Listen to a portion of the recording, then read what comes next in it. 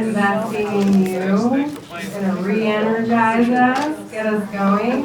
I've known her for a long time. I actually used to take cycle classes. Yeah. Cycle classes. The workout classes. They're very hard. You guys were there, right?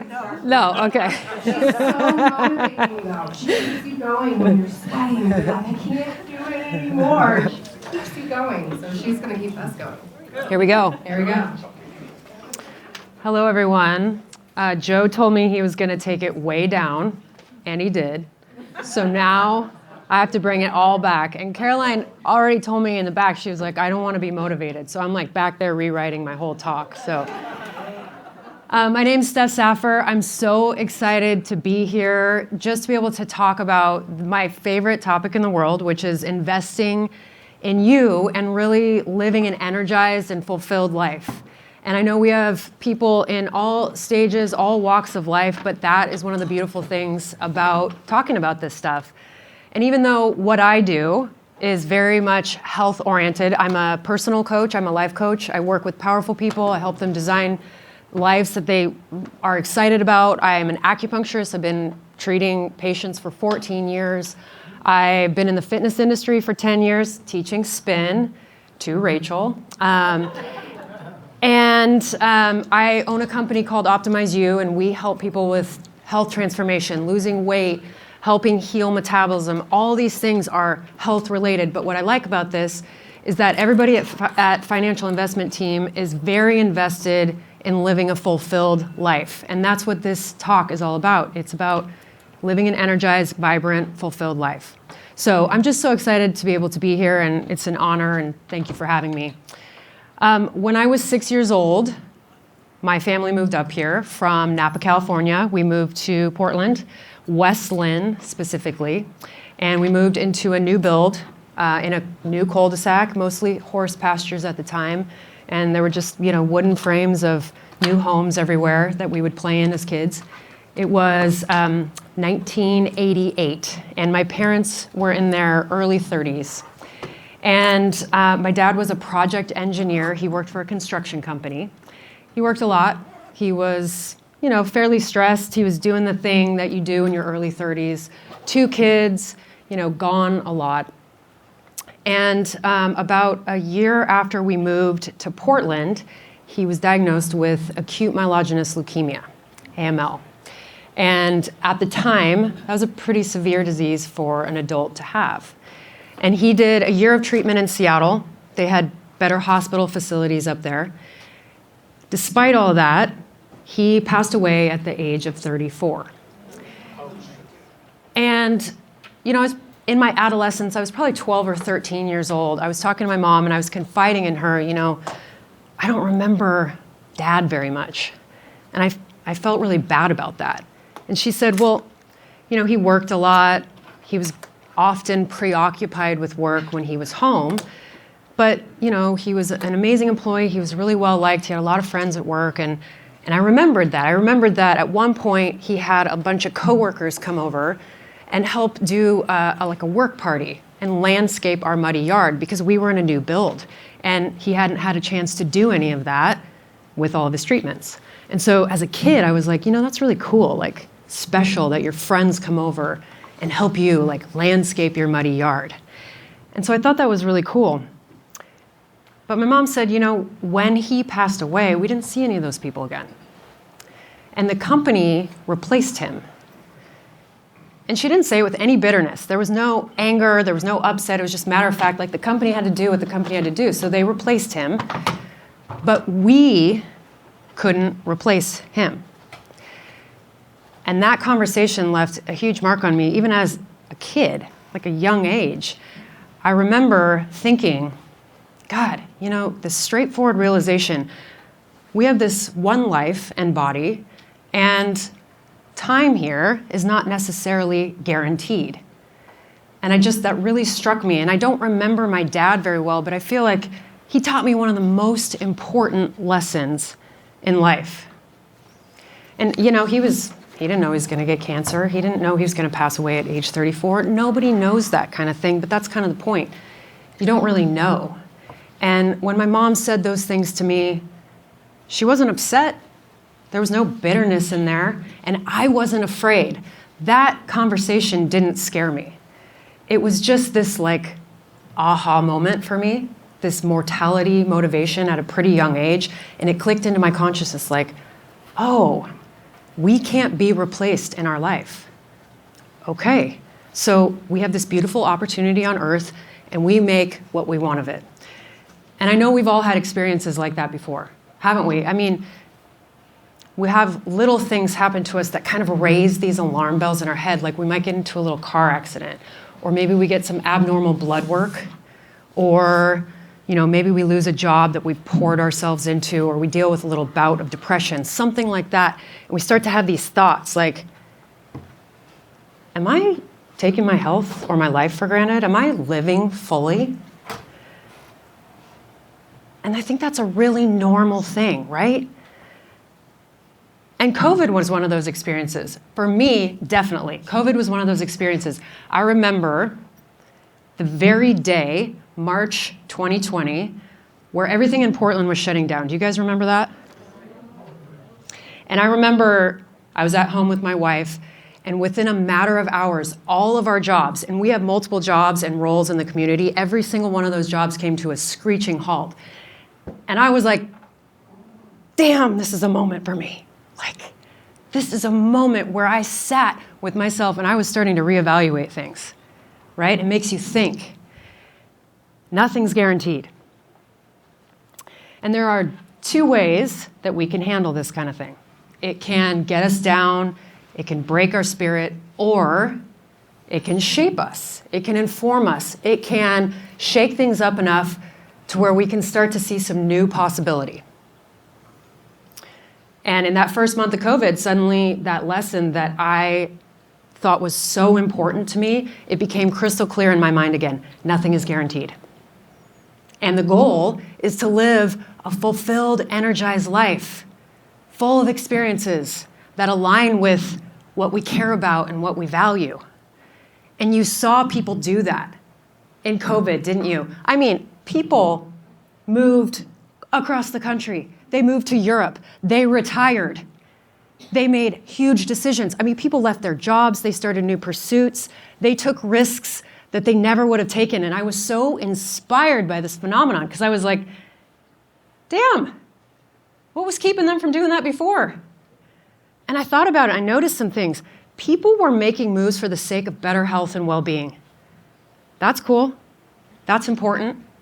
People were starting to make moves to lead a more aligned life. That's a big deal.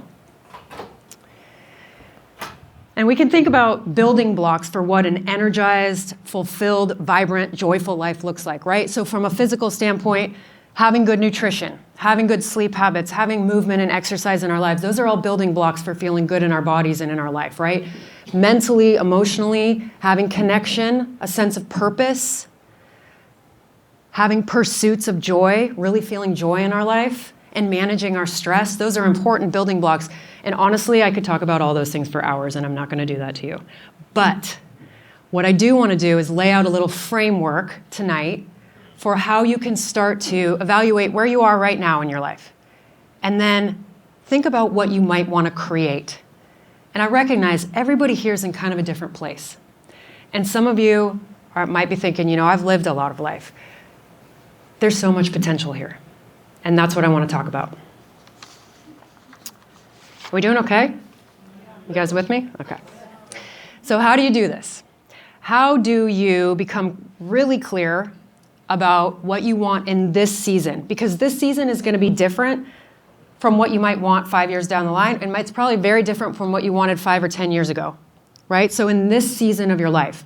And then how do you truly move the needle so you can take action to create that life you want? And I look around at people when I talk about this in crowds sometimes, and the looks on their faces, they're like, this is going to take a damn big needle because I want to make some big changes. And that's okay. If you're in one of those places where you're like, I need to change so many things, that's okay. Some people, they might just need to tweak a few things to feel more alignment, to feel more joy in their life. That's great too.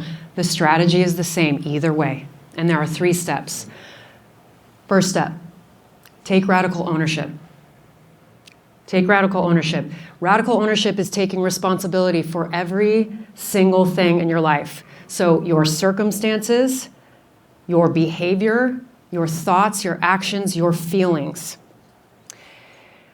Radical ownership is this idea that even if it's not your fault, you're still responsible for it. And this is a major, did I just hear somebody go, yeah. This is a pretty big leap for some people because we as a society, we are very used to blaming things, people, external circumstances for our current situation. We are used to, it's kind of a cultural mentality, that we paint ourselves as victims of things. And it's not obvious to everybody, like they don't realize they're doing it, but oftentimes we'll paint ourselves as victims to the government, politics, the IRS, our upbringing, education, healthcare, the list goes on and on and on. We don't even realize we're doing it. But it's like this lens that we filter things through. And so it's really a struggle for people sometimes to think about radical ownership. And it's not to say that there aren't victims out there. There really are. There are. But in general, we, as a society, we lack the awareness and we lack the ability to take responsibility for the things that we can truly own. And we aren't aware of where we're disempowering ourselves. So it can feel a little bit like a stretch, and that's okay. But I introduce this concept to every single one of my coaching clients, and it's always a game changer. You know, if it feels a little strange at first, no problem. In full transparency, this idea took me a really long time to wrap my brain around, and I still work on it every single day, but it's a reason that it's the first step in the framework. If I could only pick one, it would be this one, radical ownership. So radical ownership means that you own every emotion you have. So gone are the days when you blame somebody and you say, you made me feel this way. No, you feel this way. Somebody didn't make you feel this way. You are the person who attaches meaning to a circumstance. So this is really important. It means that you own your behavior and your actions. So if I'm frustrated with my partner, if I'm frustrated with a job, I'm complaining a lot, but I'm not doing anything about it, I'm not taking action, or my actions aren't great, I have to own that. You have to own your habits. If you want great energy, but you're not going to sleep, and you're not prioritizing sleep, and you're not moving your body, and you're drinking too much, and you're eating the wrong foods, you have to own that. It means we have to own our thoughts, our mindsets, and our programming. And I know post-COVID, a lot of people really struggled with mindset. People got pretty down, right? We got to own that. We got to start to look forward. And you know, logically, this makes a lot of sense. Radical ownership makes a lot of sense. But in practice, when you start doing it, it's very humbling because you're like, oh my God, I'm blaming somebody there. Oh, okay, I'm being the victim over here, and it's very humbling. It's very illuminating. So how do you identify places in your life where you might not be taking ownership? Look for the areas where you are criticizing, complaining, venting, bitching, judging. Those behaviors, those are the great reveal. That shows us some place where we might be kind of not owning something, or we might be blaming somewhere. And I've had to take very serious radical ownership in my life many times. But one of the biggest events that happened to me, one of the biggest cases of radical ownership in my life, was around myself growing up knowing that I was gay. I knew that I was gay when I was probably in middle school. I didn't have the language for it then, but I knew it was a little bit different.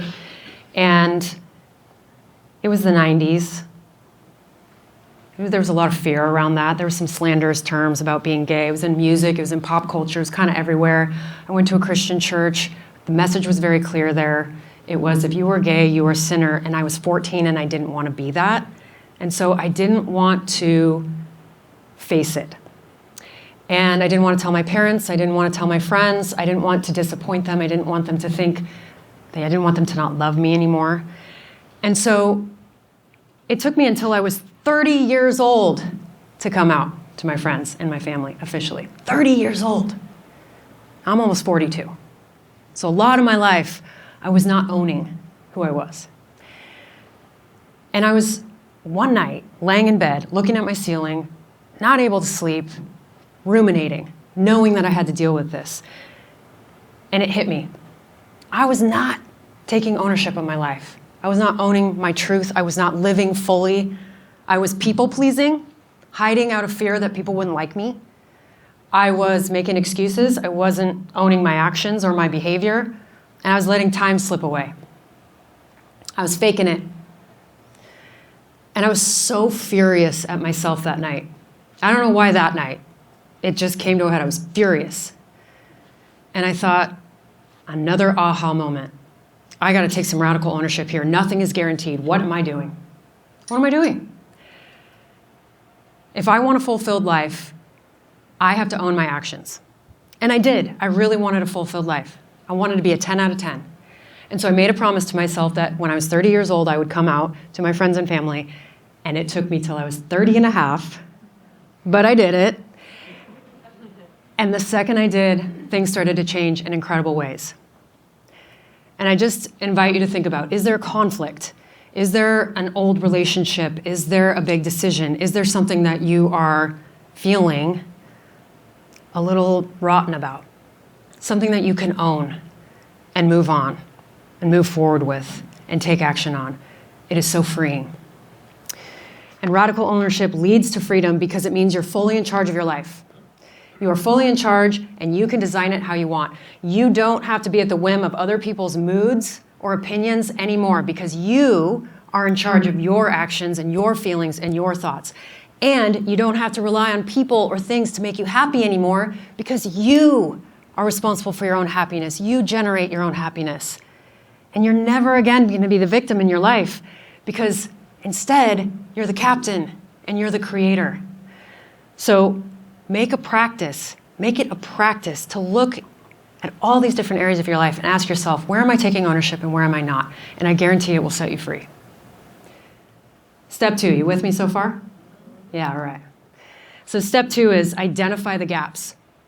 Radical ownership, identify the gaps. Identify the gaps means you take a look at your life from a holistic perspective. So you're looking at your health, your relationships, your work, your retirement, your pursuit of happiness, your creativity, all of it. Think of this as an audit of your life. Not the bad kind of audit, the good kind of audit. And when you think about living a fulfilled, energized life, what I imagine is that everything's pretty smooth. And there's an ease and a flow to it. You might still experience some stress. Nobody's exempt from that. We all have it. But nothing really shakes you up too much. It's a fairly smooth road. And when you do this audit, you look at all the aspects of who you are and what you do. And you identify what I call the gaps. And gaps are any place in your life that feels a little under-prioritized. Or like maybe a little bit out of alignment, or you're dissatisfied with it, or it's a place where you struggle, a gap. And there are interruptions to flow in our life, and there are like little potholes in this smooth road that we're supposed to be on. Those are the gaps. And they can be anywhere. They can be anywhere in your life. You kind of have to look at it all, zoom way out and look at it. They're often the things that we complain about the most. They're where we feel stuck, maybe where we feel a little sad or we feel a little angry about these things. Those are all gaps. And we look at this from all angles, and we look at the physical, the mental, and the emotional. And here are some examples of things you might ask yourself. Physically, from a physical standpoint, how am I feeling about my health right now? How am I feeling about my habits around my nutrition? Am I sleeping, or am I staying up all night? Am I exercising? Am I moving my body? What about old injuries? Am I managing those? What about chronic illnesses? Am I really managing those well? What about my space, my geography? Do I like where I live? Do I like my house? These things are all part of your audit. From a mental standpoint, how's my stress and anxiety? How am I managing that? Do I like what I'm doing in my life? Am I enjoying things? Am I dealing with my limiting beliefs around things? And then from an emotional standpoint, how are my relationships? What about my connection with people? Am I dealing with unresolved feelings or past traumas? What's my sense of spiritual connection? Am I tapping into any of that? All this stuff is so important. It's all a part of our health. It's all a part of our sense of fulfillment. And a lot of times we just go like this to it. We don't even look at it, right? If we want to have a fulfilled life, we have to have awareness of the gaps.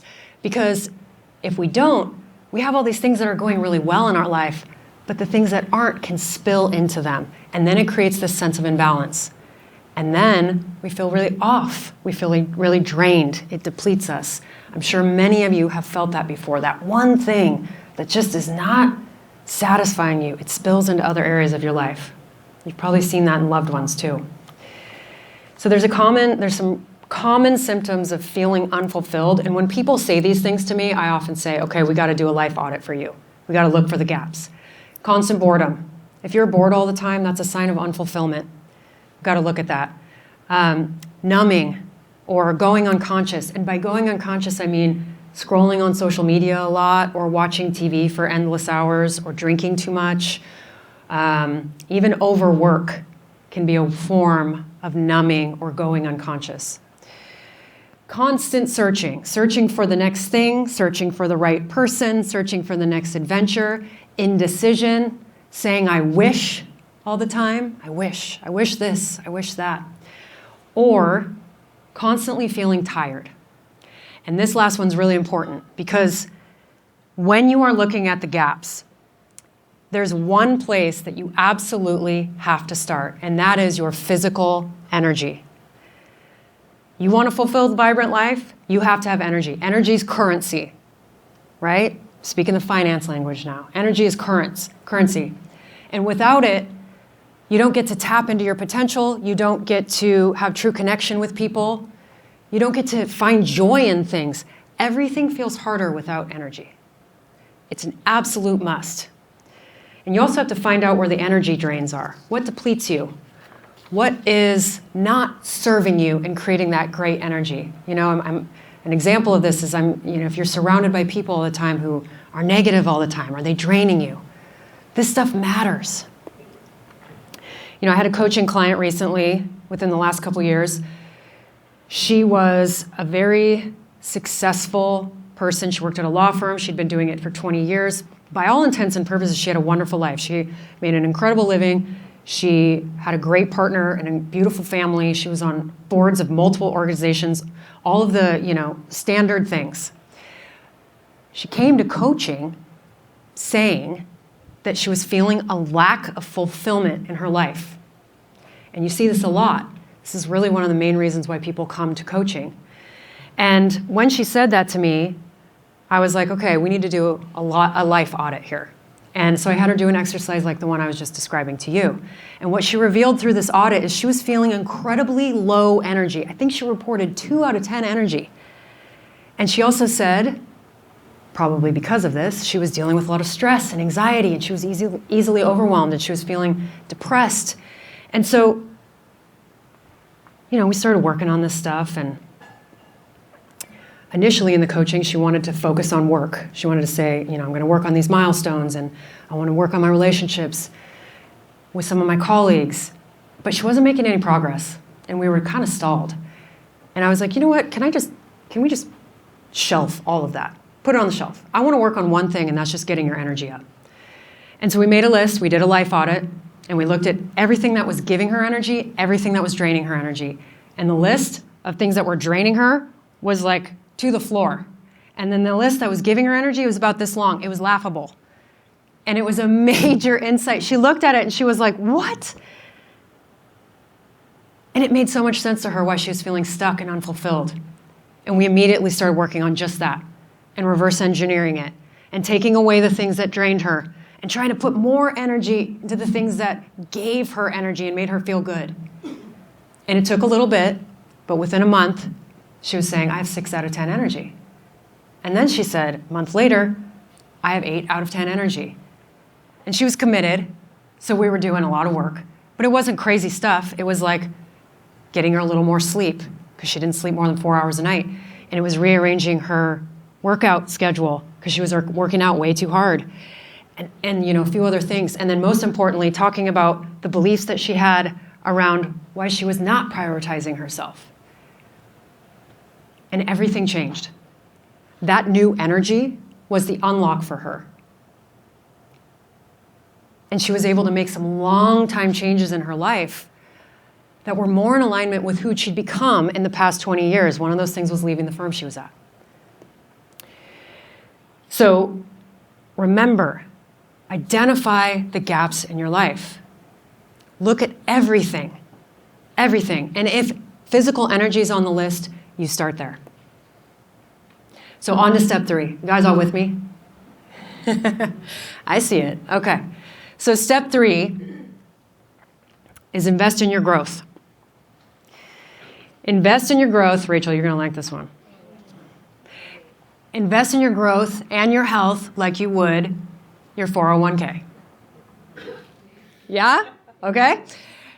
Because as we know, thanks to these guys, investing has a compound effect, and you will get exponential gains as a result of that. And that leads to very, very powerful impacts. My wife has like 1,000 plants in our house. And I like it because it makes it feel very alive and peaceful. And she's always tending to these plants, watering them. She puts plant food in water. It's called joyful dirt.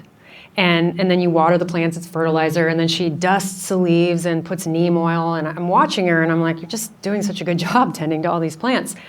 And it strikes me how similar it is with humans. And how when you have a plant that's struggling, whether it's a lack of light or it needs more, it needs some sort of resource to grow, you don't just leave the plant there. You're not looking at the plant saying like, hey, you should be growing better. Like, why can't you grow a few more leaves with what you've got here? Like, you're good, right? No, you don't do that. You don't do that. You move it. You put it in a better location. You give it some nutrients to grow, right? Humans are the same. We need that stuff. I mean, we're very similar at our cores. Beyond basic needs, humans, their basic needs, shelter, sustenance, security, connection. Beyond that, humans need growth. Humans need growth. And if we aren't growing, we're stagnant. And some people say, if you aren't growing, you're dying. And I don't really love that language, but you get the point. Humans need growth. And so we have to invest in ourselves. And we have to invest in the things that grow us. Sometimes we have to change environments, or at least put ourselves in new situations. Sometimes we have to invest in resources and tools to grow us. We need some joyful dirt, right? Sometimes we need to hire a damn expert to help us grow. So let's think about this. When's the last time you invested in your growth? Your personal growth, your professional growth? Maybe you started a new challenge physically. Maybe you are doing a new hobby, a new joyful pursuit. When's the last time you did something like that? And I just want to test this, because I think that you guys are pretty on it. Who has invested in their growth within the last month? Just like a show of hands. See, I knew you would be doing this. You're at an economic summit, for God's sakes. Okay, what about the last 6 months? Just keep the hands up. Last 6 months, who's invested in their growth? Last year.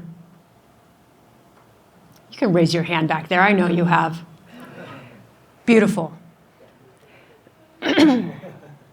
When you invest in yourself, you're not just getting linear gains.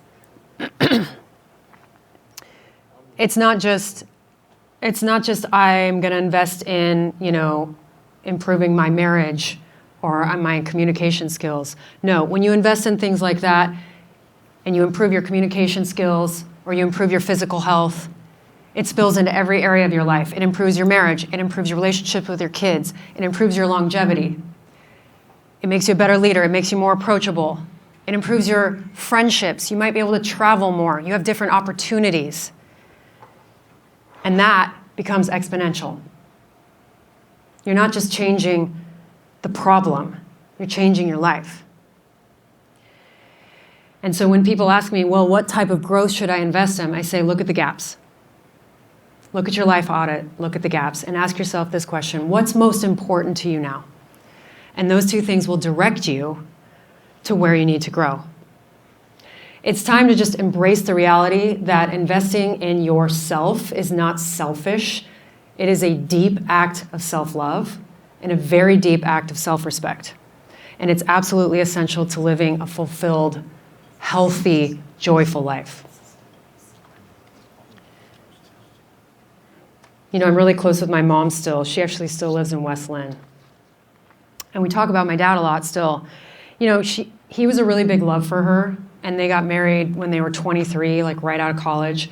And I often think about that experience for her, what she went through, especially as I've gotten older. And I got married, and I have 2 stepdaughters, and I just think about, man, like I'm like really inspired by her. And one time recently I asked her, hey Mom, when you think back on that time, what stands out? And she said, it grew me. It grew me. And I thought about that. Because my mom was pretty shy. She was pretty reserved in her 20s and her 30s. And she said when my dad passed away, she had to come out of her shell. She had to shake things up a little bit. And she did. She had to take on the tasks that the husband was doing in the house. She had to take on the dad tasks, like dealing with the broken water heater, which happened, and the lawn maintenance and the home maintenance, and you have to make all the big financial decisions. You're not doing it with somebody anymore. And she did all of that. I mean, for God's sakes, she raised 2 kids alone. She actually started 2 small, successful businesses when we were growing up. She started playing the piano again. She created new holiday traditions. She pursued advanced certifications. She created a life for us and for herself that reflected what she valued, that felt fulfilled to her. And by proxy, she taught me to do the same thing. And you might not know what a fulfilled, energized life looks like to you right now. You might not have clarity on where you want to go next or what you want to invest in. Some of you might be actually in some hard circumstances right now. But if you leave with anything tonight, let it be this. There is so much potential for you to create what you want. There's so much potential for you to create what you want. I don't care where you are in life. There's so much potential to create what you want. Don't wait. Just do it. Enlist a friend to help you. You will absolutely thank yourself in 1 year or 2 years or 5 years. And so will all the people around you who've gotten to experience the exponential impact of your energy and your vitality as a result. I'm just so honored to be able to look at all of your faces and speak to you tonight. I want to thank the financial investment team for putting on this economic summit and having me, and thank you for coming and listening. I hope that you can go out there and create that 10 out of 10 life that you want. Thank you all so much. My name's Steph Saffer. Have a wonderful evening. Appreciate you.